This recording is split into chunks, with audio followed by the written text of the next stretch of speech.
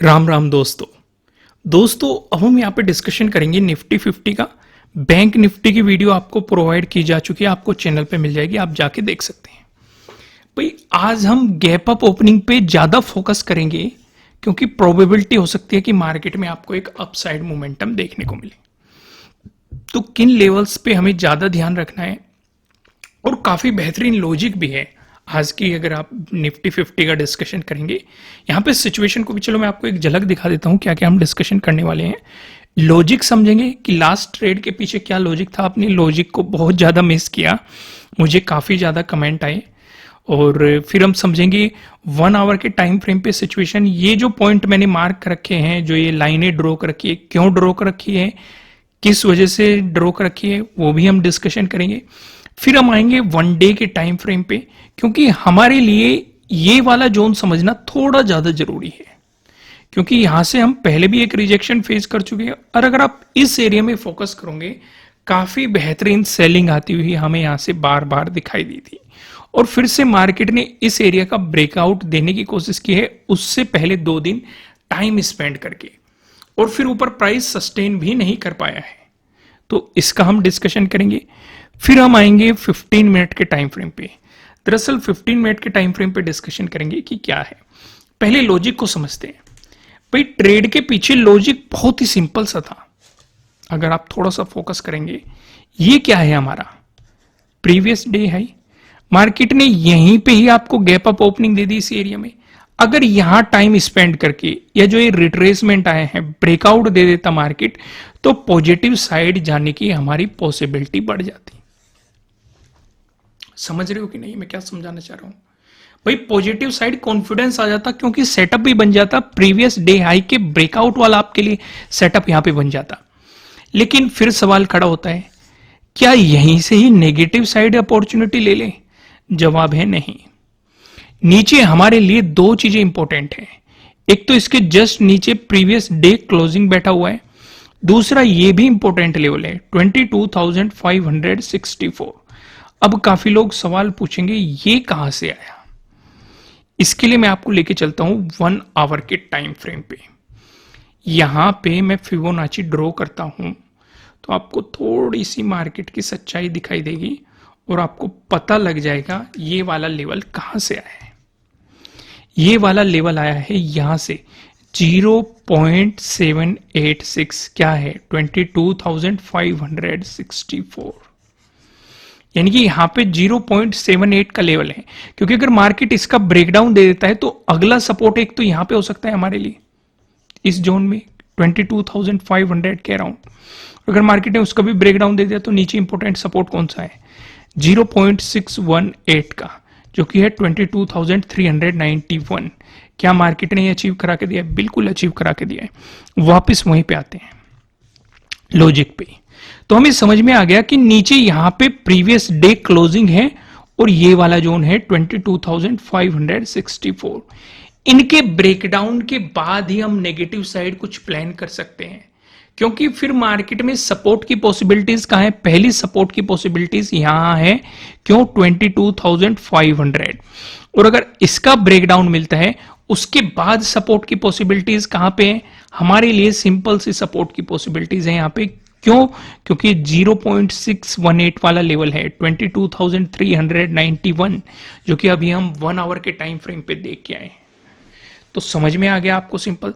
तो यहां पे मार्केट ने आपको कॉन्फिडेंस दिया है, क्योंकि वो प्रीवियस डे क्लोजिंग से भी नीचे आए हैं और 22,564 का भी आपको ब्रेकडाउन दे रहा है मार्केट यहां पे। तो इसलिए इस साइड में आपके पास कॉन्फिडेंस आएगा और आया भी है। समझ में आ गया आपको चीजें। और फिर मार्केट ने जब इसका ब्रेकडाउन दिया सीधे यहीं पे ही सपोर्ट लिया है 22,500 पे, और फिर यहां पे टाइम स्पेंड किया है। एक बात और मैं आपके साथ यहां पे डिस्कशन करना चाहता हूं। यहां पे मार्केट ने एक रेंज क्रिएट करने की कोशिश की। चलो इस पैटर्न का आपको ब्रेकडाउन मिल गया और आपने नेगेटिव मोमेंटम नीचे की तरफ कैप्चर किया। लेकिन अगर मार्केट यहां पे ब्रेकआउट देता तो क्या पॉजिटिव साइड प्लान कर सकते थे? बिल्कुल कर सकते थे, लेकिन ज्यादा बड़ा नहीं। क्यों? क्योंकि इस एरिया में आपके लिए ट्रेडिंग डे हाई बन चुका है और यहीं पे आपका क्या है प्रीवियस डे हाई भी है। तो आपके लिए अगला इंपॉर्टेंट रेजिस्टेंस जोन यहीं पे बनता, अगर मार्केट यहां से ब्रेकआउट देके ऊपर की तरफ मोमेंटम दिखाता, आपके लिए रेजिस्टेंस एरिया यहीं पे बनता, तो आप स्कैल्पिंग पे फोकस करते। तो इसलिए मैंने आपको कहा है कि अगर आप स्कैल्पिंग स्ट्रेटजीज के बारे में नहीं जानते तो नीचे डिस्क्रिप्शन में आपको एप्लीकेशन का लिंक मिल जाएगा। फिलहाल मैंने 75% ऑफ किया हुआ है। इंट्राडे स्ट्रेटजीज का भी आपको मिल जाएगा, ये प्रीवियस डे हाई ब्रेकआउट या previous day low breakdown, trading day high breakout या trading day low breakdown, gap filling, बहुत सारे सेटअप मैंने वहां पे डिस्कशन किए। ट्रेंडिंग डेज के लिए अलग है, रिवर्सल डेज के लिए अलग है। मैं सजेस्ट करूंगा इंट्राडे ट्रेडिंग वाला पहले देखना, उसके बाद आप स्कैल्पिंग और स्विंग ट्रेडिंग वाला देख सकते हैं। नीचे डिस्क्रिप्शन में आपको एप्लीकेशन का लिंक मिल जाएगा। आइए फिलहाल हम यहीं पे वापस आते हैं और डिस्कशन करते हैं एक बार 1 आवर के टाइम फ्रेम पे। अब जैसे गैप अप ओपनिंग का ज्यादा सिनेरियो नजर आ रहा है, अगर आप देखेंगे ओवरऑल मार्केट में, तो अगर आपको गैप अप ओपनिंग देता है, काफी लोगों के मन में एक कंफ्यूजन होता है कि अगर मार्केट गैप अप ओपनिंग दे रहा है तो वो गैप को फिल करने आ सकता है। बिल्कुल आ सकता है, ये प्रोबेबिलिटी हमने कई बार देखी है। जैसे यहां पे मार्केट ने गैप अप ओपनिंग दी थी, वापस आया, तब एक रिवर्सल दिखाया। अगले दिन भी मार्केट ने आपको गैप अप ओपनिंग दी थी, वापस आया। उससे अगले दिन भी मार्केट ने आपको एक गैप अप ओपनिंग दी थी, लेकिन वहीं से ऊपर चला गया। तो पिछले ही दिन को देख लो, आपको एक गैप अप ओपनिंग मिली थी और उसके बाद मार्केट वापस आ गया था। पर इसका मतलब ये बिल्कुल भी नहीं होता कि आपको गैप अप ओपनिंग मिले और आप नेगेटिव साइड ट्रेड बना के बैठ जाओ कि मार्केट वापस तो आएगा। ऐसा आपको नहीं करना है। ये केस आप देखो, यहां पे मार्केट ने गैप अप ओपनिंग दी, वहीं पे साइडवेज हो गया। हालांकि ब्रेकआउट देके ऊपर गया था, लेकिन पहले तो साइडवेज होकर आपका प्रीमियम खा गया। तो गैप अप ओपनिंग देने के बाद कई बार मार्केट साइडवेज भी हो जाता है, या फिर वहीं से आपको एक ऊपर की तरफ मोमेंटम भी दिखा देता है। जैसे आप इस दिन को ऑब्जर्व कर सकते हैं, यहां पे आपको एक गैप अप ओपनिंग मिली, लेकिन मार्केट में एक मोमेंटम मिल गया अपसाइड। समझ पा रही होगी ना मैं क्या समझाने की कोशिश कर रहा हूं। कई बार मार्केट पूरी तरीके से गैप भी फिल नहीं करेगा, तो इसीलिए अगर गैप अप ओपनिंग मिलती है, आपको 100+ पॉइंट की गैप अप ओपनिंग मिल जाती है, तो शांति से मार्केट से दूर बैठ जाना। पहले उसे एक रेंज बनाने देना, एक रिट्रेसमेंट लेने देना, फिर अपना ट्रेडिंग डे हाई मार्क करना, ट्रेडिंग डे लो मार्क करना, फिर डायरेक्शन को कैप्चर करना। अगर वो ट्रेडिंग डे हाई का ब्रेकआउट देगा तो पॉजिटिव साइड अप्रोच करना। एक बात और ध्यान रखना कि अगर वो रिट्रेसमेंट देके ब्रेकआउट दे रहा है, तब भी हाफ क्वांटिटी के साथ काम करना है, या फिर गैप अप ओपन देके साइडवेज होके ब्रेकआउट दे रहा है, तब भी हाफ क्वांटिटी के साथ काम करना है। क्यों? क्योंकि गैप अप ओपनिंग के दौरान मार्केट आपको एक मोमेंटम दे चुका होगा। समझे कि नहीं मैंने क्या समझाया?